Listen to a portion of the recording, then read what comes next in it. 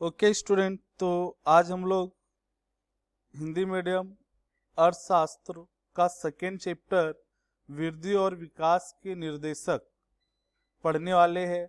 और इस चैप्टर के अंदर हम लोग आज का जो हमारा टॉपिक रहेगा वो आर्थिक वृद्धि और विकास का अर्थ और अंतर। तो हम सबसे पहले देखेंगे कि वृद्धि और विकास के निर्देशक में आर्थिक वृद्धि किसे कहते हैं। ठीक है, आर्थिक वृद्धि का अर्थ क्या होता है।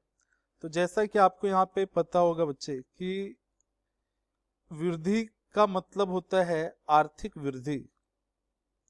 आर्थिक वृद्धि का संबंध दीर्घकाल में अर्थतंत्र में चीज वस्तुओं के कुल उत्पादन में हुई वृद्धि के साथ है।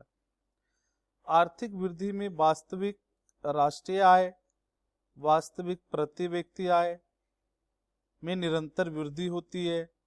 इस वृद्धि के लिए भूमि, पूंजी, श्रम, नियोजन शक्ति जैसे उत्पादन के साधनों की आपूर्ति एवं गुणवत्ता में हुई वृद्धि जिम्मेदार होती है।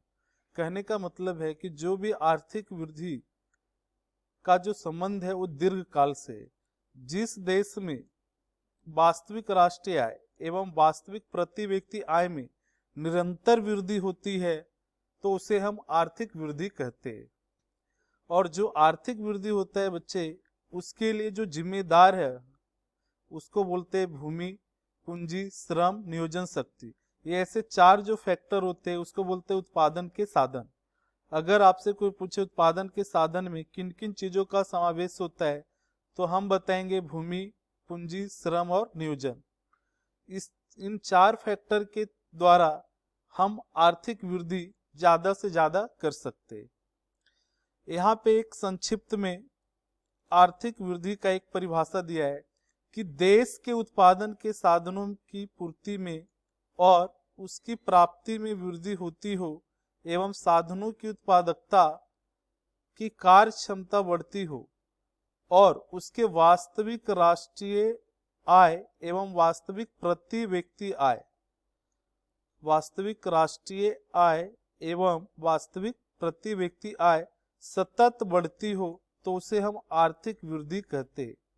अगर बोर्ड एग्जाम में 1 मार्क्स क्वेश्चन में अगर पूछा जाए कि आर्थिक वृद्धि किसे कहते हैं तो हम बताएंगे कि देश के उत्पादन, किसी भी कंट्री या कोई भी देश के जो उत्पादन होते हैं उनके जो भी साधन है, साधनों की पूर्ति करके हम लोग क्या करते हैं कि साधनों के द्वारा हम उत्पादन की कार्य क्षमता को बढ़ाते हैं।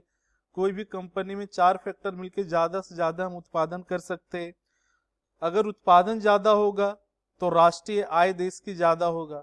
जब राष्ट्रीय आय ज्यादा होगा तो देश के प्रति व्यक्ति आय में भी क्या होगी, वृद्धि होगी। तो उसे हम आर्थिक वृद्धि कर सकते हैं। नेक्स्ट परिभाषाएं। आर्थिक वृद्धि की जो परिभाषा है वो अलग अलग अर्थशास्त्री ने अपने अपने तरीके से अलग अलग परिभाषा दी है। तो सबसे पहले यहाँ पे जो अर्थशास्त्री है उनका नाम है हेंसन। उन्होंने बताया कि आर्थिक वृद्धि जो है वो राष्ट्रीय आय की वृद्धि दर अथवा वस्तु एवं सेवाओं के कुल उत्पादन की मात्रा में हुई वृद्धि को हम क्या बोलेंगे, आर्थिक वृद्धि। आर्थिक वृद्धि का मतलब होता है कि सबसे दो चीजें याद रखना है कि आर्थिक वृद्धि में किसी देश की पैसे बढ़ने चाहिए, उसकी मुद्रा में वृद्धि होना चाहिए। राष्ट्रीय आय की वृद्धि दर और वस्तु और सेवाओं के जो कुल उत्पादन होते हैं उनकी मात्रा में अगर वृद्धि होती है तो उसे हम क्या बोलेंगे, आर्थिक वृद्धि। ठीक है, अगर किसी व्यक्ति के घर में अगर ज्यादा से ज्यादा पैसे अगर आते हैं, किसी के घर में ज्यादा लोग कमाने वाले हो तो इसका मतलब उस घर की आर्थिक वृद्धि ज्यादा है। दूसरा जो परिभाषा है साइमन क्रुंजनेटस ने दिया है।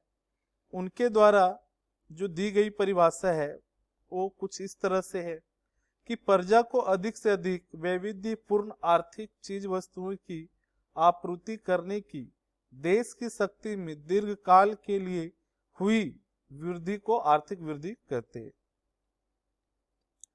नेक्स्ट है आर्थिक विकास। आर्थिक विकास का मतलब होता है कि आर्थिक विकास एक प्रक्रिया है, सतत चलने वाली प्रक्रिया है। आर्थिक सुख प्राप्त करने का साधन है, जिससे आर्थिक विकास शब्द की व्यापकता इतनी अधिक है कि आर्थिक विकास में आर्थिक वृद्धि, आर्थिक सुख एवं आर्थिक प्रगति भी समाहित हो जाती है। तो आपको आर्थिक वृद्धि और आर्थिक विकास का मतलब क्या होता है बच्चे, एक एग्जाम्पल के द्वारा हम समझेंगे कि मान लेते हैं कि अगर एक व्यक्ति है जिसके घर में दो व्यक्ति कमाने वाले हैं, ठीक है, एक की सैलरी 50,000 है और दूसरे की सैलरी 1 लाख है तो उनके घरों में आर्थिक वृद्धि हो रही है। क्या हो रही है? आर्थिक वृद्धि। लेकिन अगर उन आर्थिक वृद्धि से या उन सैलरी से अगर वो लोग कोई मकान खरीद लेते हैं या अपने लिए आने जाने के लिए एक अच्छी सी कार खरीद लेते हैं, तो फिर हम उसको क्या बोलेंगे? आर्थिक विकास। तो आर्थिक विकास में क्या होता है कि पैसों के साथ साथ उनका रहन सहन, खान पान भी अच्छा होना चाहिए, तो उसे हम आर्थिक विकास कहेंगे। अभी आर्थिक विकास की जो परिभाषाएं हैं वो इस प्रकार है। इसमें से जो माइकल टोडेरो, कई बार एग्जाम में आता है कि जो माइकल टोडेरो थे, उन्होंने आर्थिक विकास की परिभाषा क्या दी है तो उनके अनुसार जो आर्थिक विकास है यह बहुपरिमाणीय प्रक्रिया है। बहुपरिमाणीय प्रक्रिया का मतलब होता है कि इसके अंदर गुणात्मक और संख्यात्मक यानी परिमाणात्मक, ये दोनों का समावेश होता है।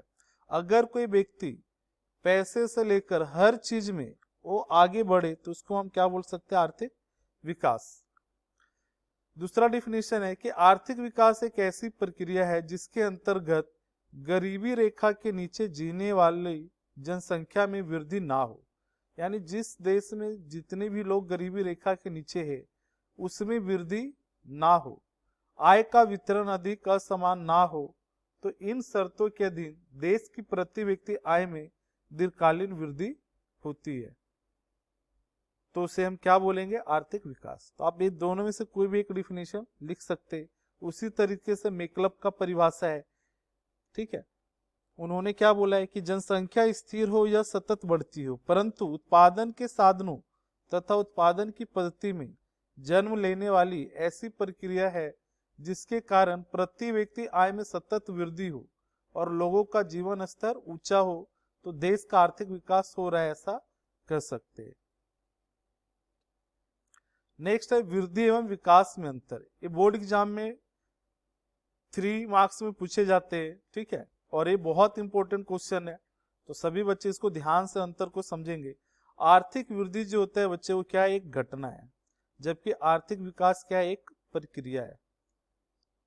आर्थिक वृद्धि में परिणात्मक परिवर्तन होते हैं, जबकि आर्थिक विकास में परिणात्मक एवं गुणात्मक दोनों होते हैं। परिमाणात्मक का मतलब है कि आर्थिक वृद्धि में रुपये पैसे तो लोगों के बढ़ेंगे, उनकी सैलरी तो बढ़ेगी, लेकिन विकास में क्या होता है कि सैलरी के साथ साथ उनका रहन सहन, खान पानी, सब में भी बदलाव देखने को मिलता है। आर्थिक वृद्धि में अर्थतंत्र में उपलब्ध साधनों के पुनः वितरण पर भार दिया जाता है, लेकिन आर्थिक विकास में क्या होता है कि बिना उपयोग में लिए गए साधनों का प्रश्न उत्पन्न होती है। आर्थिक वृद्धि विकसित देशों के साथ संकलित है, ये बहुत इंपॉर्टेंट है। कई बार पूछते हैं कि जो आर्थिक वृद्धि है वो कौन से देशों के साथ संकलित है, तो आपका आंसर क्या होना चाहिए? विकसित देश। और आर्थिक विकास जो होता है बच्चे, वो किसके साथ है? विकासशील देशों के साथ। आर्थिक वृद्धि विकसित देशों के साथ संकलित इसलिए होता है क्योंकि वहाँ जो इंफ्रास्ट्रक्चर है वो ऑलरेडी पहले से बना हुआ है, ठीक है, तो वहाँ पे सिर्फ वो लोग क्या करते हैं? आर्थिक वृद्धि करते।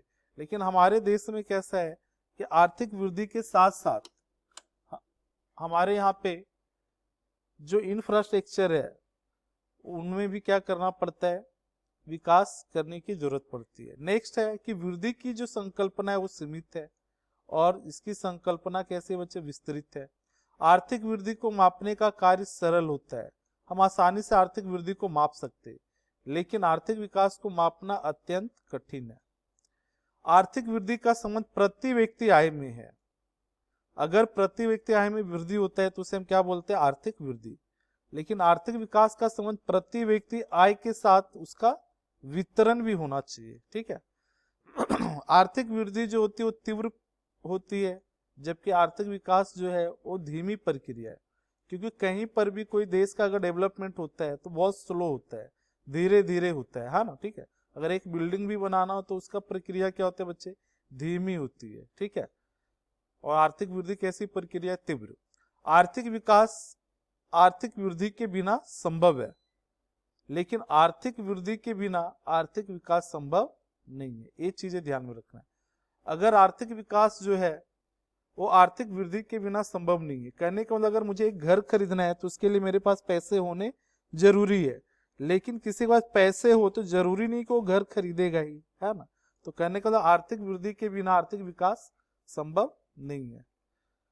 ओके, तो आज के लिए इतना ही रखते हैं।